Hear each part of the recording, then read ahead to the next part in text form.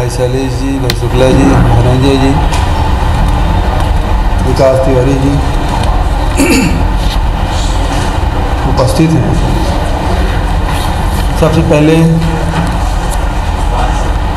कांकेर जिला में कल नक्सली हमला हुआ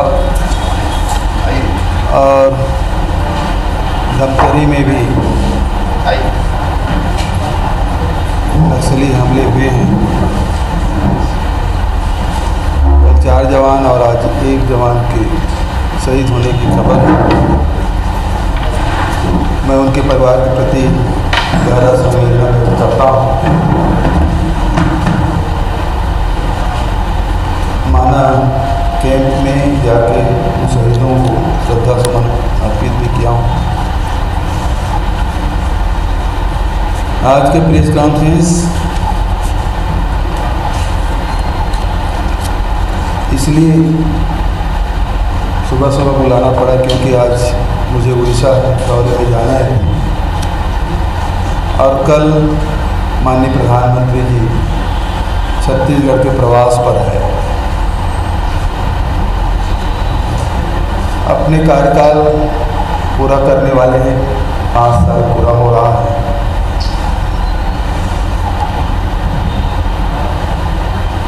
जब उन्होंने वादा किया था तो उन्हें पता था कि उनके पास केवल 5 साल का समय है, इसलिए यह सही समय है कि उनसे कुछ सवाल पूछा जाए। उनके वादे और इरादों के बारे में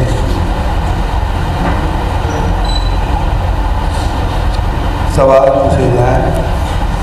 छत्तीसगढ़ के 3.25 करोड़ जनता की ओर से, कांग्रेस पार्टी की ओर से मैं उनसे सवाल करना चाहता हूं।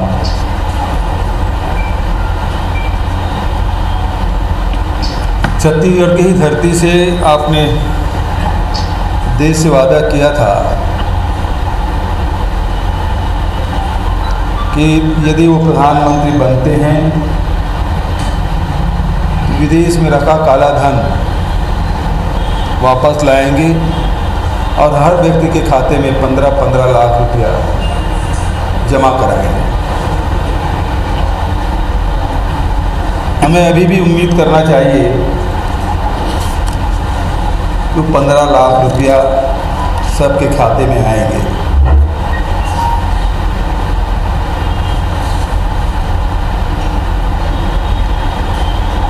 आपके कार्यकाल में विदेश से कितना काला धन आया? सवाल नंबर 1। सवाल नंबर 2, आपने नोटबंदी की, रातों रात 500 और 1000 के नोट आपने रद्दी में बदल दिया। आपने कहा था इससे आतंकवाद और नक्सलवाद की कमर टूट जाएगी। आपको लगा था कि लोग नोट गंगा में बहा देंगे, लेकिन हिसाब से ज़्यादा पैसा बैंक में आ गया। काला धन वापस कहाँ आया? कितना आया? आतंकवाद और नक्सलवाद कहाँ खत्म हुआ? नोटबंदी में बेरोजगारी पैदा हो गया, कारोबार ठप हुए और सैकड़ों लोगों की जान गई। इसकी जिम्मेदारी कौन लेगा? सवाल नंबर 3, न खाऊंगा न खाने दूंगा,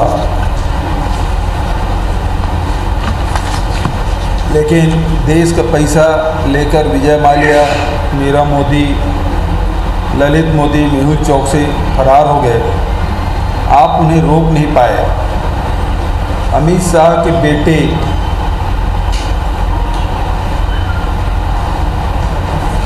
की कंपनी 1 साल में 50,000 से 80 करोड़ रुपया हो गई, यानी 16,000 गुना वृद्धि। आप उन्हें रोक नहीं सके। रमन सिंह के बेटे की खाता विदेश में खुला, पैसा जमा हुआ, आप चुप रहे। रमन सिंह के दामाद पुनीत गुप्ता 50 करोड़ का घोटाला करके फरार है, लेकिन आप चुप रहे। आप खाने वाले कितने लोगों को जेल भेजा है? सवाल ये है। सवाल नंबर 4, यूपीए सरकार में 560 करोड़ की दर से 126 राफेल विमान खरीदी का सौदा हुआ था, लेकिन इसे महंगा बताते हुए आपने रद्द किया और 1600 करोड़ की दर से 36 विमान खरीदने का सौदा कर लिया। रक्षा मंत्रालय को भी विश्वास में नहीं लिया।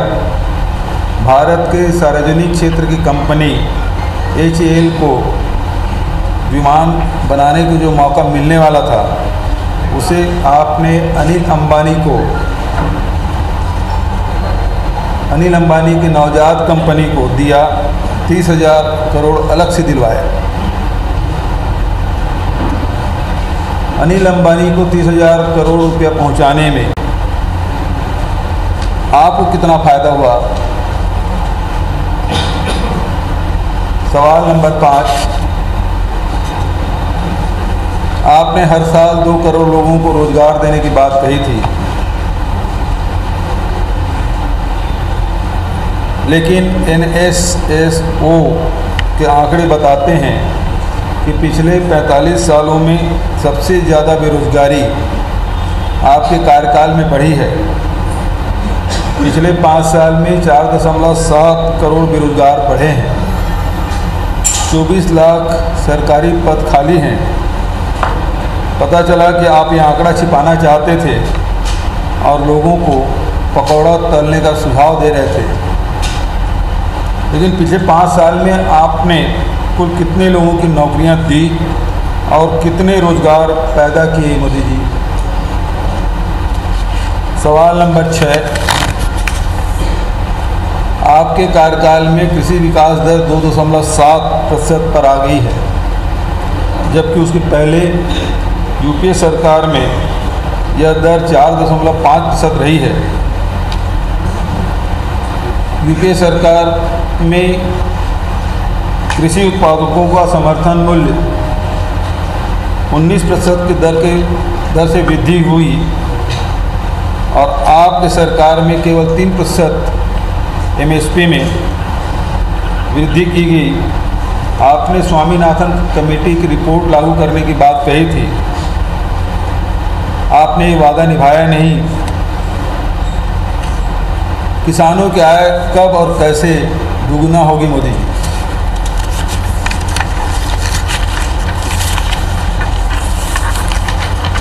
आपने दावा किया था फसल बीमा योजना से किसानों को सुरक्षा मिलेगी, लेकिन यह सच है कि 20,478 करोड़ रुपए का प्रीमियम बीमा कंपनियों को दिया गया।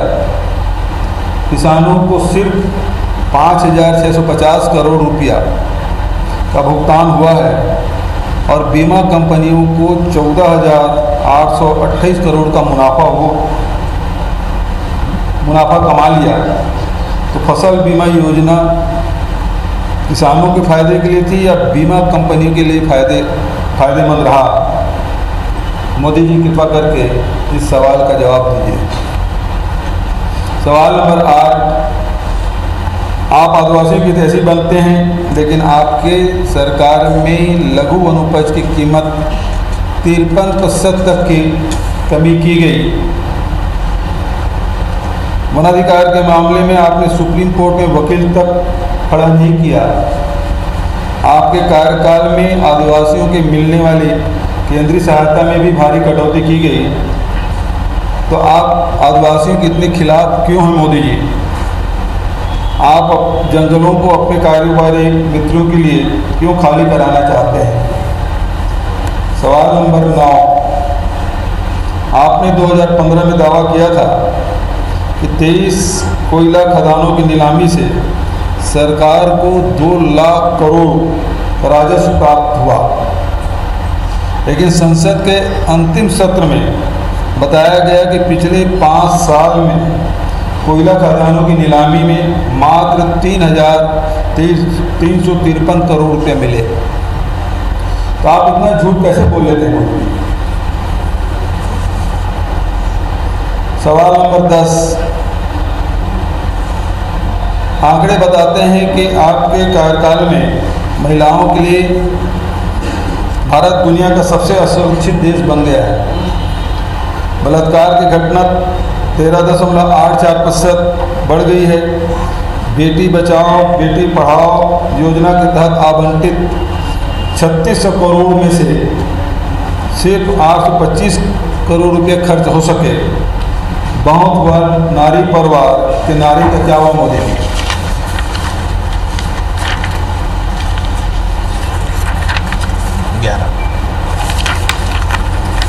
देश में पहली बार सुप्रीम कोर्ट के न्यायाधीशों ने प्रेस कॉन्फ्रेंस करनी पड़ी। सीबीआई के दफ्तर में आधी रात को ताला लगाना पड़ा। रिजर्व बैंक के गवर्नर को इस्तीफा देना पड़ा। राफेल मामले में अटॉर्नी जनरल को झूठा हलफनामा देना पड़ा। आप देश की संवैधानिक संस्थाओं को बर्बाद करने पर क्यों तुले हैं मोदी जी? सवाल नंबर 12, आपने कहा था आप मां गंगा के बुलावे पर बनारस पहुंचे हैं। आपने गंगा की सफाई का वादा किया था, अलग मंत्रालय बनाया, सफाई का 80% धन अनुपयोगी रह गया। राष्ट्रीय गंगा परिषद बनाया, लेकिन 5 साल में एक बार भी इसकी बैठक नहीं हुई। तो 5 साल में गंगा कितनी साफ हुई मोदी जी? सवाल नंबर 13, आपने उज्ज्वला योजना के तहत 7 करोड़ गैस सिलेंडर बांटने का वादा किया है, लेकिन पिछले 5 सालों में रसोई गैस की खपत में 15% की कमी आई है। उज्ज्वला गैस वाले तो सिलेंडर नहीं भरवा पा रहे हैं, दूसरे लोग भी सिलेंडर क्यों नहीं भरवा पा रहे हैं मोदी जी? सवाल नंबर 15, आपने जीएसटी लागू करने के ऐतिहासिक फैसला बताने की कोशिश की। आधी रात को संसद के दोनों सदनों की बैठक बुलाई, लेकिन सच यह है कि जीएसटी गब्बर सिंह टैक्स बन गया और कारोबारियों की कमर टूट गई। कितने ही कारोबारी डूब गए, जान गंवा बैठे। हमारे राजनांदगांव में ही महावीर चौरड़िया ने अपनी जान ले ली। आपने जीएसटी को इतना जटिल बनाकर लोगों को मुसीबत में क्यों डाला मोदी जी? सवाल नंबर 15, देश भर में आपने स्मार्ट सिटी बनाने की घोषणा की। 98,000 करोड़ का बजट भी दिया, लेकिन स्मार्ट सिटी के नाम से अनावश्यक निर्माण कार्य ही किया। तो देश में कितने स्मार्ट सिटी बन पाए मोदी जी?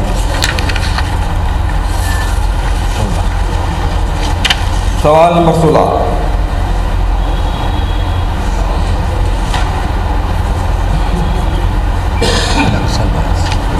आपने नक्सलवाद से निर्णायक लड़ाई लड़ने की बात कही और बार बार कही, लेकिन सच यह है कि आप नक्सली समस्या से सबसे ज़्यादा अधिक ग्रसित छत्तीसगढ़ के बजट में कटौती करके उत्तर प्रदेश जैसे प्रदेश को नक्सली समस्या के नाम पर भी साफ पैसा दिया। तो आपके कार्यकाल में नक्सली समस्या कितनी खत्म हुई मोदी जी? सवाल नंबर 17, प्रधानमंत्री आवास योजना को आपने इस तरह प्रस्तुत किया मानो आपने कोई नई क्रांति करने जा रहे हैं, लेकिन सच यह है सरकार अपने लक्ष्य से बहुत पीछे चल रही है और योजना के नाम पर खाना पूर्ति भर हो रही है। देश भर में सितंबर 2018 तक कुल 48.2% ही लक्ष्य ही हासिल हो सका है। छत्तीसगढ़ में गिनती के आवास बन सके हैं, तो कितने प्रतिशत गरीबों को प्रधानमंत्री आवास मिल पाया मोदी जी? सवाल नंबर 18, आपकी पार्टी गैस और पेट्रोलियम पदार्थों की कीमत को लेकर आसमान सर पर उठा लेती थी, जबकि उस समय अंतर्राष्ट्रीय बाजार में कच्चे तेल की कीमत बहुत अधिक थी। आपके कार्यकाल में कच्चे तेल की कीमत बहुत कम थी, लेकिन आपने 257% टैक्स बढ़ाकर गैस और तेल को लगातार महंगा किया राज्यों पर बोझ बढ़ाया 16। तो मोदी जी आपके राज्य में तेल और गैस इतने महंगे कैसे हो गए? सवाल नंबर 19, ये आखिरी सवाल। यूपीए सरकार के दौरान शिक्षा पर जीडीपी का 4.5% खर्च होता था। आपके कार्यकाल में घटकर 3.6% मात्र रह गया। उच्च शिक्षा का हाल बेहाल हो गया, तो आप बच्चों की शिक्षा पर कटौती क्यों कर रहे हैं मोदी जी? मोदी जी पर सवाल तो बहुत है। झीरम घाटी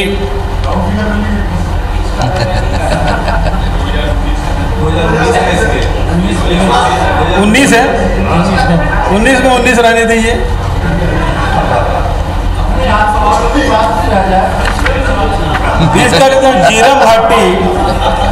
झीरम घाटी में आपने कहा था कि 15 दिन के भीतर में अपराधी पकड़े जाएंगे, लेकिन 5 साल बीत गया। अभी एनआईए ने रिपोर्ट सबमिट कर दी और हमने एसआईटी गठन किया। भारत सरकार से गृह मंत्रालय से 2 बार पत्राचार किया कि वो केस हमको लौटा दें ताकि हम जांच करा सकें एसआईटी से, लेकिन आप केस वापस क्यों नहीं करा रहे मोदी जी? एक सवाल है, आपके मंत्रालय ने पूरे 4 बार केंद्रों और बंद कर दिया। सवाल में क्या चुनाव है, चुनाव वक्त बंद करना क्या? बिल्कुल सही बात। बहुत सारे सवाल हैं जो छत्तीसगढ़ से भी जुड़े हैं, देश से भी जुड़े हुए हैं। 1 लाख लोग रोज लगभग उससे लाभान्वित होते थे। बिल्कुल सही कहा आपने। हमने भारत सरकार को चिट्ठी भी लिखा कि ये ऐसे समय में आप बंद कर रहे हैं जब आचार संहिता लगा हुआ है और उसकी कोई दूसरी व्यवस्था नहीं की जा सकती। न केवल दाल भात केंद्र बल्कि बहुत सारे जो निजी संस्थान हैं, जो आश्रम चल रहे हैं, उसके भी अनाज में कटौती की गई है। ये बेहद असंवेदनशीलता की पर्चा है।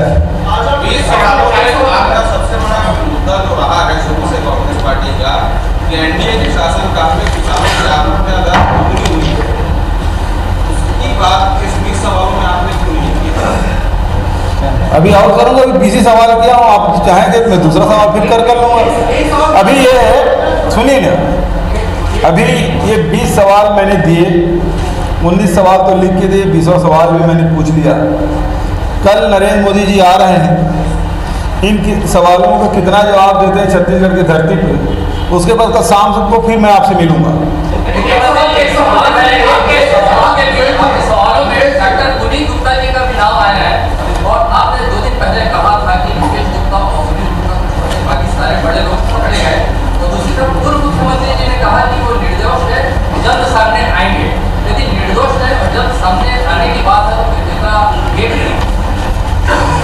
यदि निर्दोष है तो निर्दोष का प्रमाण देना चाहिए, भाग क्यों रहे? यदि आपके पास तथ्य है तो पुलिस को सौंप दे। उससे सबसे पहली बात तो विभाग ने मांगा, हेल्थ डिपार्टमेंट ने उससे कहा भाई आपके पास जो भी यदि आप फाइल यदि डीकेएस बिल्डिंग से बाहर कहीं रखे हैं तो वो लाख दे दें। आपके पास कोई जानकारी है तो वो लाख दे दें। उनको 2-2, 3-3 बार रिमाइंडर किया गया, लेकिन वो जब नहीं दिए तब फिर विभाग ने FIR किया। अब पुलिस उसको खोज रही है कि भाई इसका जवाब दे दो, वो तब भी नहीं दे रहे हैं। इसका अर्थ क्या है कि उसके पास कोई जवाब नहीं। मेरा एक सवाल ये है कि आपने बहुत सारे सवाल सवाल नंबर 1 कि आपकी सरकार के ऊपर ये लगातार आरोप लग रहा है कि आप नक्सलियों को लेकर सॉफ्ट वार्ड बना रहे हैं। जी, नक्सलियों को लेकर सॉफ्ट वार्ड बना रहे हैं, ये आपके सरकार के सवाल लगातार उठा रहे हैं लोग। दूसरी बात ये है कि 2 लाख लेकर आपको बात कर रहे थे, आपने प्रेस कॉन्फ्रेंस लेकर अडानी के खिलाफ प्रेस कॉन्फ्रेंस किया था, आप उसके अडानी को फिर से